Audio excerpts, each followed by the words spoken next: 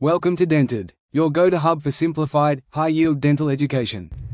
So next is the dentagenous cyst which we are going to start. It is a very important cyst and most frequently asked. तो सबसे पहले हम dentagenous cyst के बारे में ये जानना चाहेंगे कि ये होती क्या है. What is it? It is a cyst of jaw. It is also known as the follicular cyst. First of all ये बात भी हमें याद रखनी है कि हम इसको इसका और भी क्या क्या नाम है. That is, it is also known as the follicular cyst. So it is the cyst of jaw that is formed around the crown of an unerupted or impacted tooth. Impacted tooth या फिर unerupted tooth वो tooth होते हैं जो कि हमारी oral cavity में अभी फ़िलहाल निकले नहीं हैं. इनका क्राउन अभी भी एम्बेडेड है हमारे एल्वुलर बोन के अंदर. उनको बोलते हैं हम impacted tooth. The fluid builds up between the enamel surface and the reduced enamel epithelium. जो फ्लूइड होता है ना, एक कुछ फ्लूइड होता है जो कि हमारा सबसे पहले हम लोग जानना चाहेंगे कि रिड्यूस्ड इनैमल एपिथेलियम क्या होती है और इनैमल का सरफेस क्या होता है. हमारी बात होती है, ये हमारा एक डेंटिन है, ठीक है. ये हमारा फुल्ली फॉर्म्ड इनैमल है, इनैमल बन चुका है, ठीक है. फिर उसके बाद हमारी दो लेयर होती हैं. That is this is the inner enamel epithelium और उसके ऊपर होती है हमारी आउटर इनैमल एपिथेलियम, ठीक है. मैं बहुत रफ डायग्राम बना रही हूँ. आउटर इनैमल एपिथेलियम और जो है कि हम कह रहे हैं between the enamel surface, enamel का surface and the reduced enamel epithelium. इन दोनों लेयर को मिला के रिड्यूस्ड इनैमल एपिथेलियम कहते हैं, जो कि कवर करता है हमारे फुली फॉर्म्ड इनैमल सरफेस को. तो यहाँ पे अगर बीच में कोई भी फ्लूइड का एक्यूमुलेशन होता है तो ये स्वेलिंग की तरह हमारी दिखती है. फॉर एग्जांपल इसको हम लोगों ने दो थ्योरीज़ के फॉर्म में पढ़ सकते हैं हम लोग इसको, एक्स्ट्रा फॉलिकुलर थ्योरी और intra follicular theory. Most commonly हम लोग अगर देखें, जस्ट फॉर एन एग्जाम्पल, ये हमारा एक मोलर है, इसके ऊपर ये कौन सी लेयर हो जाएगी, इनर इनैमल एपिथेलियम, और ये हो जाएगी हमारी आउटर इनैमल एपिथेलियम, ठीक है. और यहाँ पे ये क्या हो जाएंगी, ये हमारे stellate reticulum and this is the cystic lumen, ठीक है. तो ये जो होगी ये हमारे एग्जाम्पल है हमारा इंट्राफॉलिकुलर थ्योरी का. यहाँ पे हमारा फ्लूइड कहाँ पे आ रहा है, इनर इनैमल और आउटर इनैमल एपिथेलियम के, इनर इनैमल और आउटर इनैमल एपिथेलियम के बीच में आ रहा है हमारा जो फ्लूइड आ रहा है. सो इसको हम लोग बोलेंगे कि ये इंट्राफॉलिकुलर थ्योरी का पार्ट है, ठीक है. तो हम लोगों ने क्या बोला, that fluid builds up between the enamel surface and the reduced enamel epithelium, ठीक है. तो जिसकी वजह से ये हमारा ये स्वेलिंग सी हो गई है, यहाँ सिस्ट डेवलप हुई है, ठीक है. The crown of the tooth sits inside the cyst. जो क्राउन है हमारे टूथ का वो कहाँ पर है, सिस्ट के अंदर है. जो हमारे टूथ का क्राउन है वो कहाँ है, सिस्ट के अंदर. ये सिस्ट ही तो है, ये इसके अंदर ही तो बैठा है, ठीक है. नेक्स्ट है हाउ इट इज़, कितने ज़्यादा कॉमन है ये. Most common developmental jaw cyst, it is the most common, ठीक है. सबसे ज़्यादा यही कॉमन है. 20% of all the jaw cyst, जितनी भी जॉ सिस्ट हमने पढ़ी क्लासिफिकेशन में, उनमें से 20% केसेस में डेंटाजेनस सिस्ट रहती है, ठीक है. अब हम पूछ रहे हैं कि कौन से टूथ अफेक्ट रहते हैं इससे.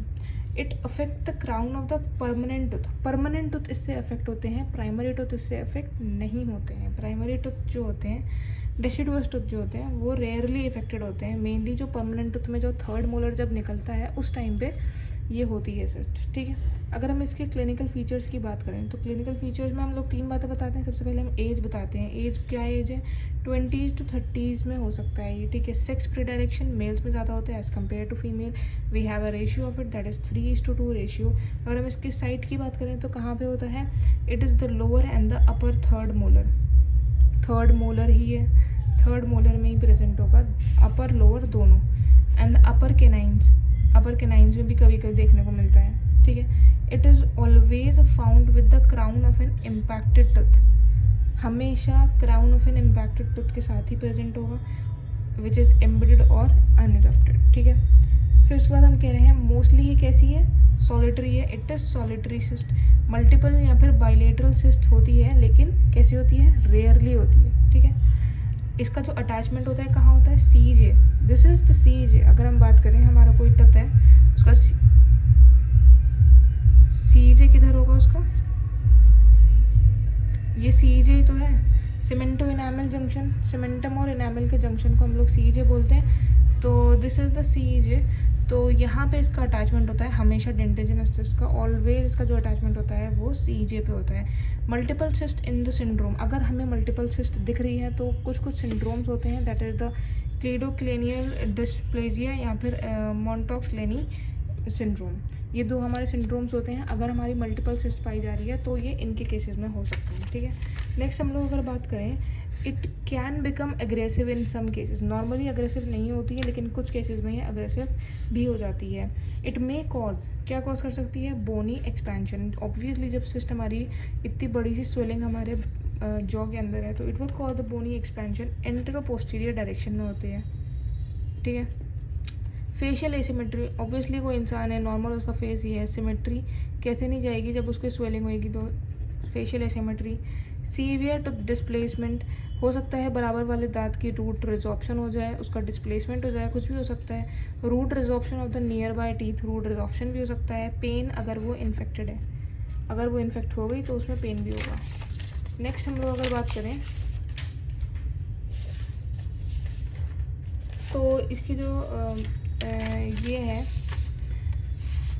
When it involves the lower wisdom tooth, जब ये लोअर विजडम टूथ को इन्वॉल्व करती है, it may cause hollowing out of lower jaw bone. Lower wisdom tooth को जब ये इन्वॉल्व करती है तो हैलोइंग आउट तरीके का इसका ये अपीयरेंस होता है, तो हो सकता है ये MCQ में आ जाए, तो इसलिए we are talking about it. Hollowing out of jaw bone painless होती है अनलेस इन्फेक्टेड, जब तक इन्फेक्ट नहीं हुई तब तक पेनलेस है। नॉर्मल फॉलिकुलर स्पेस कितनी होती है, नॉर्मल फॉलिकुलर स्पेस जो होती है, it is often unerupted tooth, it is around 3 to 4 mm। Dentigerous cyst है अगर तो उसमें जो स्पेस होगी it will be more than 5 mm, okay. अगर हम इसके रेडियोग्राफिक फीचर्स की बात करें, सो वेल डिफाइंड रेडियोल्यूसेंसी पाई जाती है। हम लोग पहले ये पढ़ लेते हैं, फिर उसके बाद we will see the diagram as well. So we are talking जो इसकी रेडियोल्यूसेंसी होती है, वेल डिफाइंड रेडियोल्यूसेंसी होती है विद हाइपर ऑस्टोटिक बॉर्डर्स। बॉर्डर्स इसके कैसे होते हैं, हाइपर ऑस्टोटिक बॉर्डर्स होते हैं, और रेडियोल्यूसेंसी होती है ये, ठीक है। ये पूरा ब्लैक होता है, मतलब रेडियोल्यूसेंट मतलब ब्लैक, और जो वाइट बॉर्डर्स होंगे इनको हम लोग रेडियो ओपेक भी कह देंगे या फिर उनको हाइपर ऑस्टोटिक बॉर्डर्स भी बोल सकते हैं, ठीक है। An unerupted tooth is also seen around the radiolucency. अगर रेडियोल्यूसेंसी यहाँ पे है तो यहाँ पे एक अनइरप्टेड टूथ भी दिखेगा। Bony margins are well defined and sharp. कैसे होंगे bony margins, well defined and sharp, but they are ill defined in case of infection, okay. Cyst can envelop the crown symmetrically. जो cyst है हमारी वो crown को कैसे envelope कर सकती है, सिमेट्रिकली, ठीक है। The floor of the maxillary sinus gets displaced with the expansion of the cyst. अगर हमारा मैक्सिला में सिस्ट हो रही है, मैक्सिलरी विजडम टूथ में सिस्ट हो रही है, तो ऐसा भी तो हो सकता है कि जो हमारा फ्लोर है ऑफ द मैक्सिलरी साइनस वो क्या हो जाए, वो डिस्प्लेस हो जाए, ठीक है। नेक्स्ट है हमारा, इसके कुछ रेडियोग्राफिक वेरिएंट्स भी होते हैं। क्या क्या रेडियोग्राफिक वेरिएंट्स होते हैं, हमारा एक होता है सेंट्रल टाइप। सेंट्रल टाइप से ये मतलब है कि the crown is enveloped symmetrically, the crown is enveloped symmetrically and it may push the tooth away from its normal eruption path. Crown हमारा जो है कहाँ पे अटैचमेंट है, CJ पे अटैचमेंट है। कैसे है, सिमेट्रिकली है, और it may push the tooth away from its normal eruption path. Normal eruption path ये हो रहा है टूथ का, और हो सकता है कि ये पाथ है और इसका पाथ इस तरीके से ये शिफ्ट कर दे सेंट्रल वेरिएंट में। लेटरल वेरिएंट जो होता है, it is due to the dilation of the follicle over one aspect of the crown. एक एस्पेक्ट ऑफ द क्राउन में ज़्यादा ग्रोथ दिख रही है लेटरल में, common in partially erupted lower third molar, ठीक है।